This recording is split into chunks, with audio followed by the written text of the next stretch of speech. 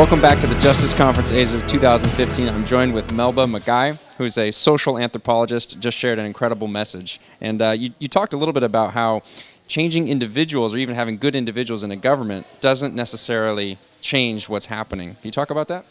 Yes, I think people sort of make the mistake that if we evangelize enough, we have good Christian individuals in governance, that things will get better. Doesn't necessarily follow because social reality is complex. And there are many structural issues that cannot be solved simply by being good people. Mm-hmm. So in our experience, you can put Christians in office, but it will not necessarily mean good governance. Right. And you also talked about how really in terms of setting up, say, NGOs and different things, that actually your emphasis was how do we make it more personal as opposed to just being a program? Yeah. Well, I think it's good to follow the Lord Jesus. Jesus had an agenda, he had a program. He's going to die on the cross. But he never passed up a person just because he had to be going. Remember all these tales and stories about, like this blind man Bartimaeus, wanting Jesus to heal him. No? He was blind from birth. And Jesus stopped.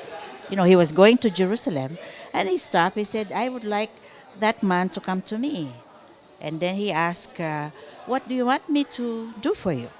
Now, that's a very interesting question because he knows this man is blind. That's why he kept waving and saying, Son of David, have mercy on me. But he had to ask, what is it you want me to do for you? Now, unfortunately, NGOs, including Christian NGOs, we come to communities with these services we want to unload. Programs like, microfinance or health or whatever, without even asking people, what is it you really want us to do? Mm-hmm. And I think that's being personal. You always treat a community or a group of people as in a way with a beginner's eye. Not with the expert's eye, but with a beginner's eye, looking at this not as cases, but as people. And do you see this a little bit in the Philippines in your work? Oh, yes. We have lots of organizations, faith-based ones, in fact, who tend to treat people as cases. No?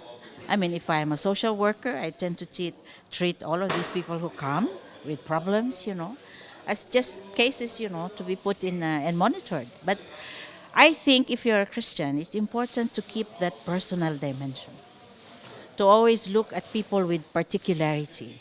They're not just same type, same kind, but to look at them with the eyes of Jesus and to really ask them, what is it that you really want us to do for you? Mm-hmm. Very few faith-based organizations actually ask that.